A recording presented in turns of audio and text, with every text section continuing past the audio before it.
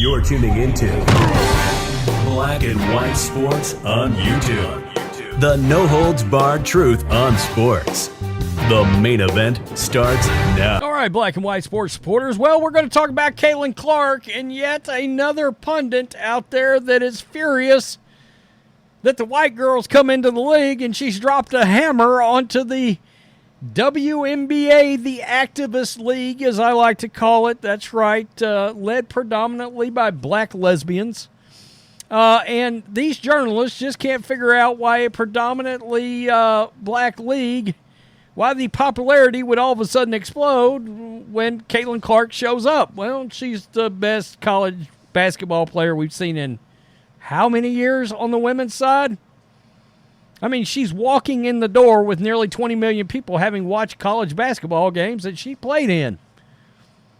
Well, they're furious. They're mad. It's kind of weird. I mean, look, you've had all these players in these leagues. Brittney Griner, after getting locked up in Russia, can't move the needle in the league. She comes back, plays in a game.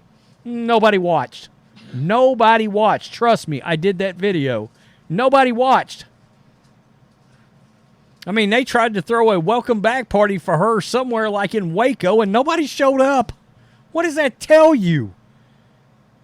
It is a league that has been made up of predominantly grumpy-ass activist females. Nobody wants to watch that. Nobody wants to watch it.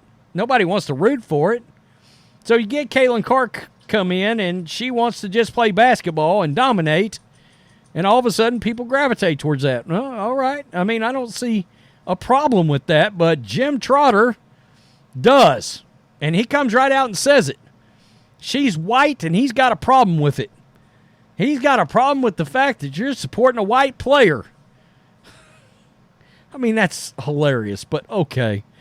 Black sports pundits cannot stop complaining about Caitlin Clark's skin color because they cannot get over that a white player is the face of a sport predominantly played by black athletes. Jim Trotter, formerly of Sports Illustrated and ESPN, by the way, he was really an NFL writer for years. NFL reporter, journalist, writer, and here he is covering the WNBA now? Okay. I mean, well, hell, we're talking about it. And now writing for The Athletic, has joined the pile on.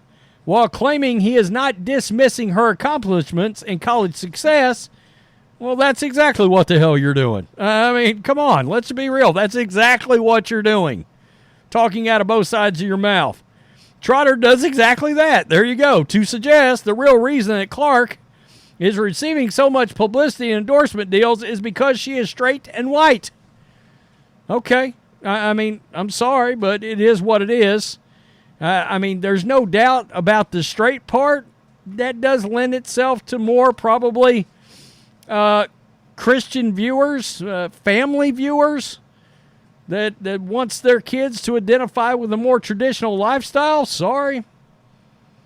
It is what it is. In doing so, he has also belittled the accomplishments of Sabrina Ionescu, who committed the same grave crime of being good at basketball while being straight and white.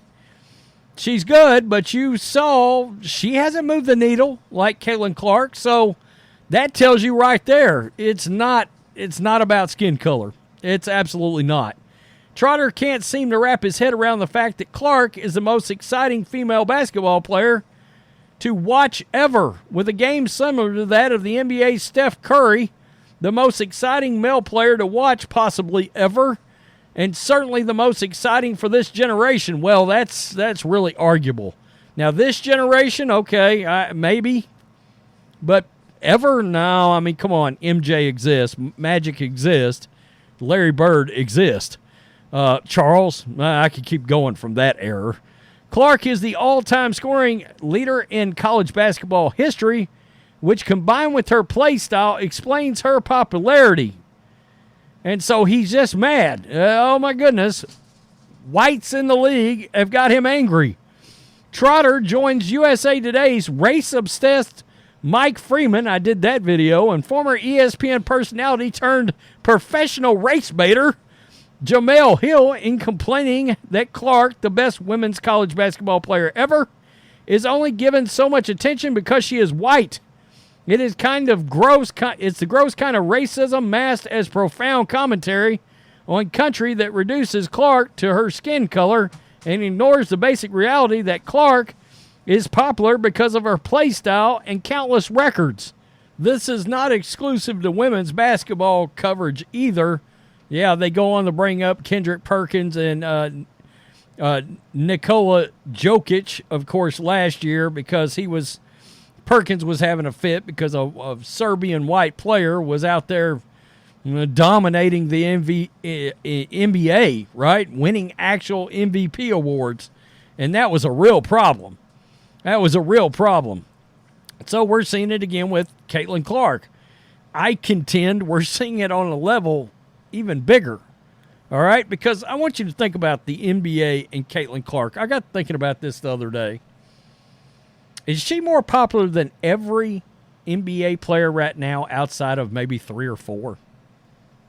3? Curry, LeBron, Jokic, maybe? I don't know. I think that's worth asking that question. I mean, I'm not tuning in for anybody in the NBA, to be honest with you right now.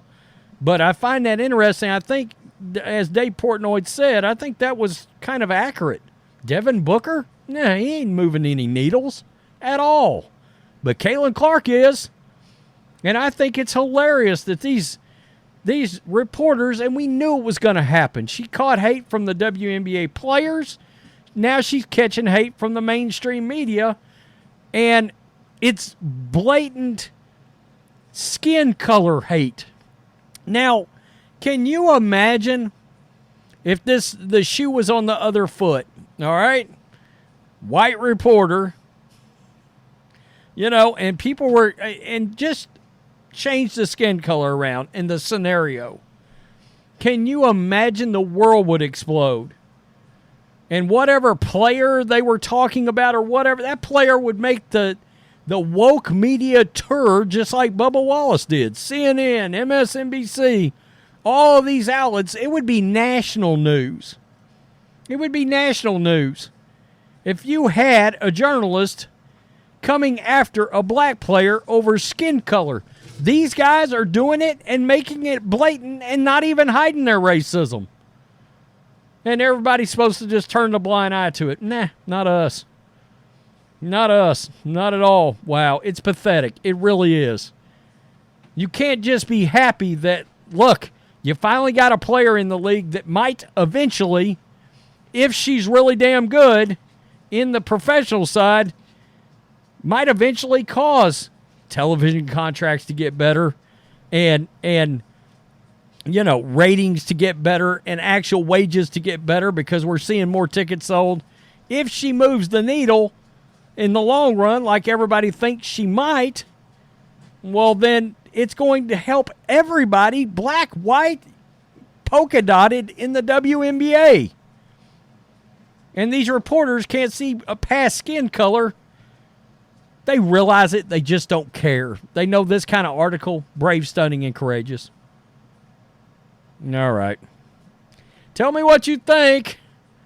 A former washed-up NFL writer goes after WNBA player because he knows it's going to get him clicks. Peace. I'm out. Till next time. Thanks for watching the show. Be sure to like, comment, and subscribe. Be sure to tune in next time on Black and White Sports.